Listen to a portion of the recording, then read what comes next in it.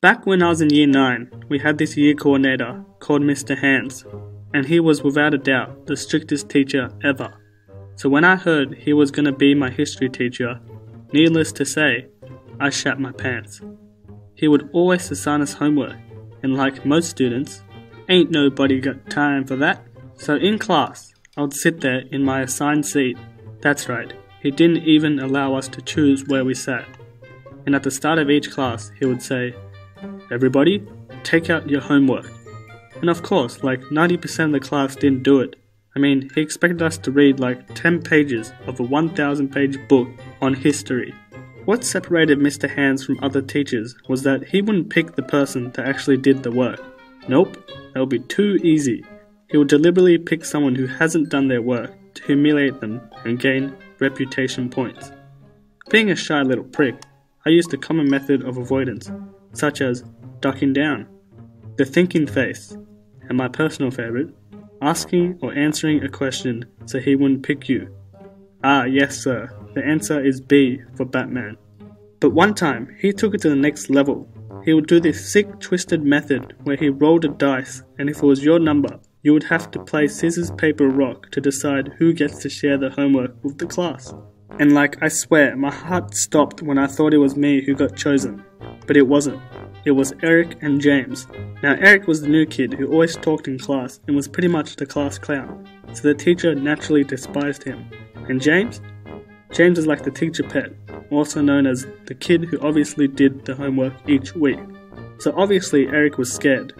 His facial expression was like, "Please, please, let me win, I need this." And I don't know if James did this on purpose or if it was luck, but he picked rock and won, thus meaning Eric had to read out his homework answer to the class.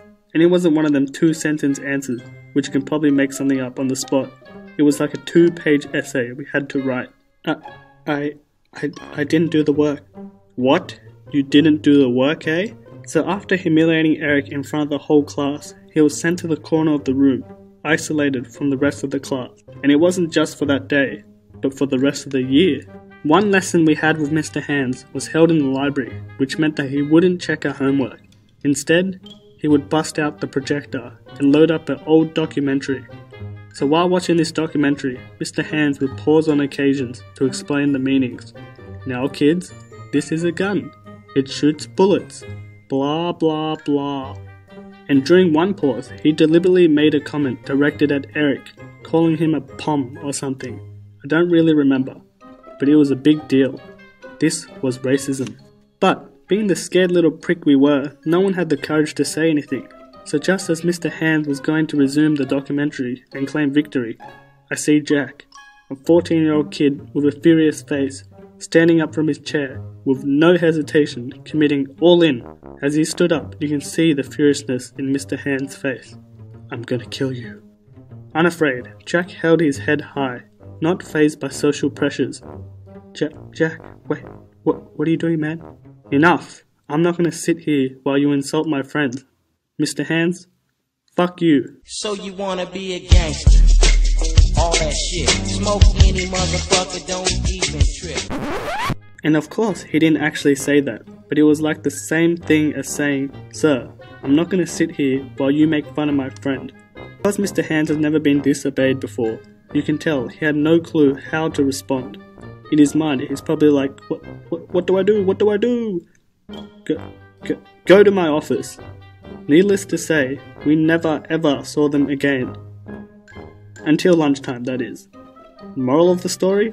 Stay in school and listen to your teachers. Wait, no. Stand up for what is right and don't take shit from no one.